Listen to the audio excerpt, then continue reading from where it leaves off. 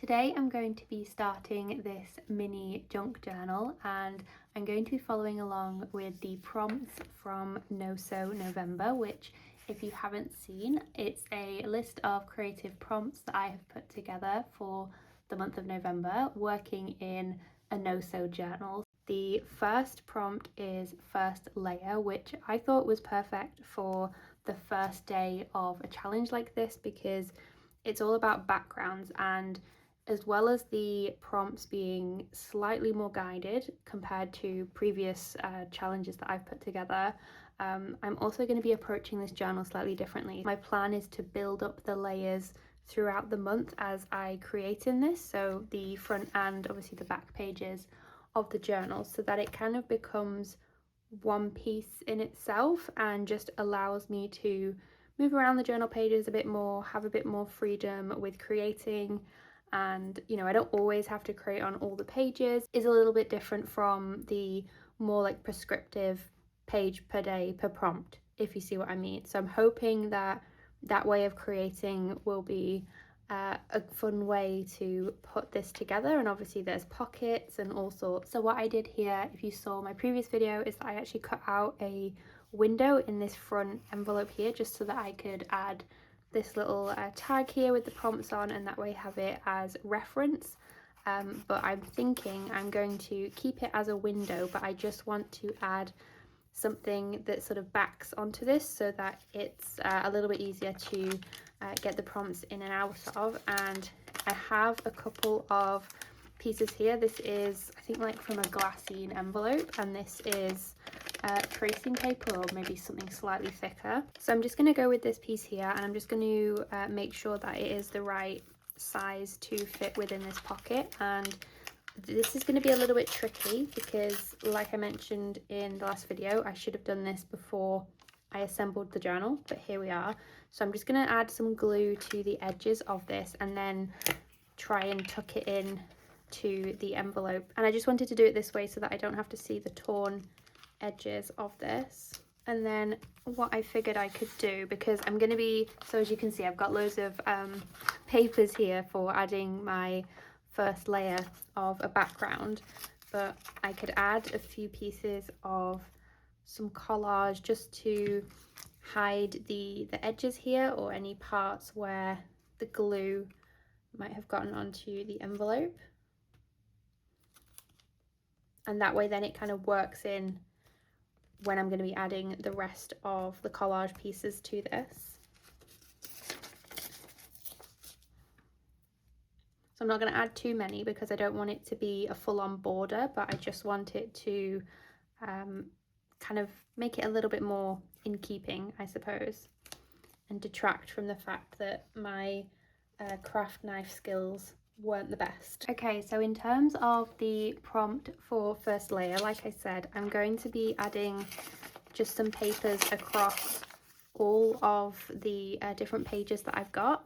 And I think the good thing about this as well is that it will create that base layer for me to respond to. So if you've also put together a journal that is fairly plain and doesn't have a lot going on, maybe it's just brown papers like mine, or coffee stain bits and pieces, then adding an initial layer of collage can just help you to have something to work with, and it just makes it a little bit easier, I find, because you don't have the blank space that you're looking at when you're thinking, okay, what do I want to create next? And I think this way of prepping pages, it also really removes that kind of pressure to focus on what you're creating and just think more about the process of actually adding the papers and things to the page. Like, you don't need to worry about what the end result is going to be because that's not the point. We're just adding the first layer. So that's why I thought that this would be a really nice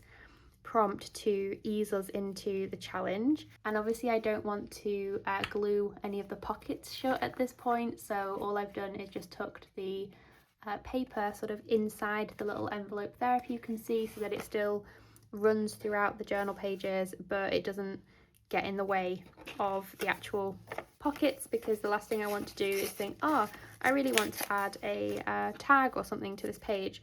and past me has glued the pocket shut by accident, because that is actually totally something that I would do. So I'm trying to make a conscious effort not to do that, because I think just when I'm talking as well, that's when it's really easy to do those things by mistake. Or sometimes when you're like focusing too much, that is when I also do silly things in my journals. So I've got a bunch of different papers for this. Nothing in particular, it was literally just whatever I grabbed off my shelf, and I've got like my stash of papers and all sorts of bits and pieces, so I'm not using anything in particular. And I do know that obviously we will start covering these things up, so I'm not being too precious in terms of what I'm actually going to be gluing down, because I know that this is only the first layer and it will then obviously build up, and you will see other things as we go throughout this journal.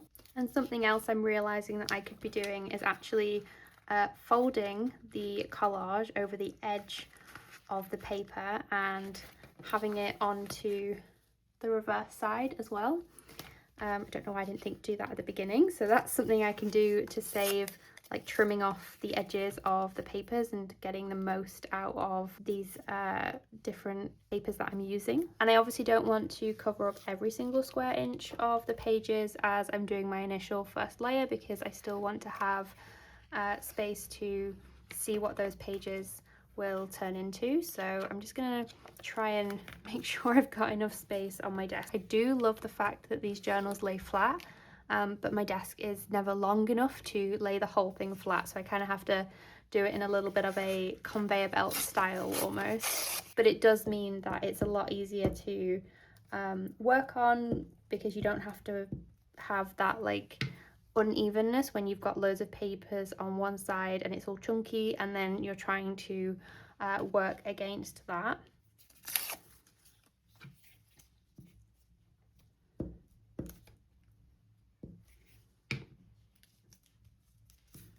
And I also haven't decided whether I want to work in this landscape, the traditional way, or whether to have it be this way as well. And you've got the pockets that are that way up, actually it would be. I'm not sure yet, but obviously it doesn't matter at this stage. So I'm thinking I'm just gonna go with it for now, and I don't know, that'll sort of reveal itself to me. It will tell, the journal will tell me whether it wants to be portrait or landscape, and we'll just go with it.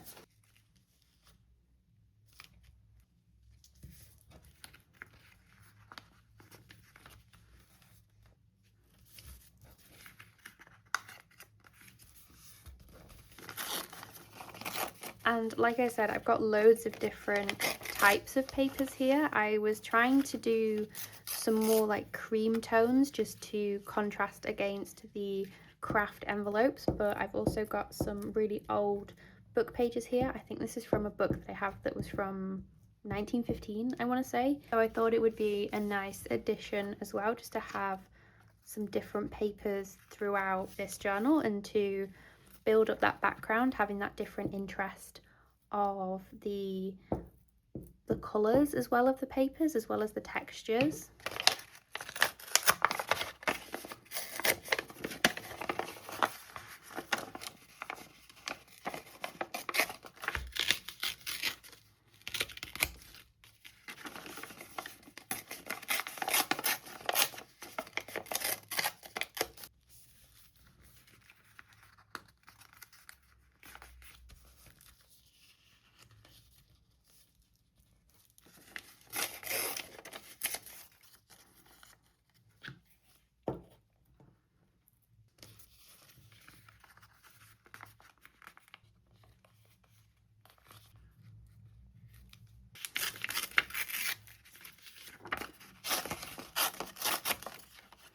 And I realised that I am mostly sticking to either plain pieces of paper or things with text, and they're not that busy in terms of backgrounds, but I do have a few pieces here that have some imagery on them that I thought might be nice to include, but I didn't want to inundate the entire journal with that, because I know that I will eventually come back to it and add other things. So I don't want to box myself in almost to, okay, I've got to add this particular thing.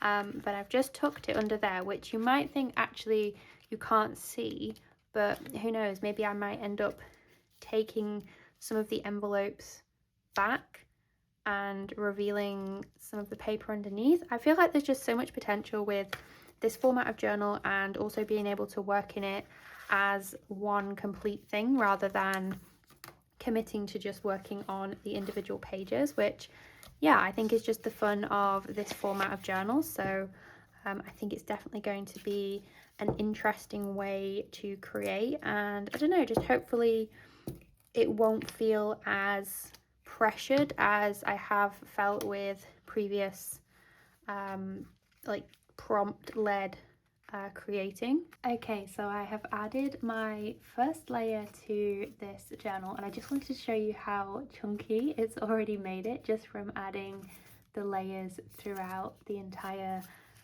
book itself. So this is how it is looking at the moment. Like I said, it's not a completed page anywhere, it's just adding a first layer to give me something to respond to. And as you can see, I've done lots of different papers, and I've tried to do larger pieces of paper as well, because I know that the second prompt is going to be paper scraps, and I'm deciding whether I want to maybe do some smaller pieces, so going through my tins I have of smaller bits of papers that I save, and just seeing how I can build on this as a bit of a collage background for me to be working on then as I go throughout the month. So let me know how you are starting your journal. I'd love to know what you are creating, and as always, thank you so much for watching, and I will see you in the next one.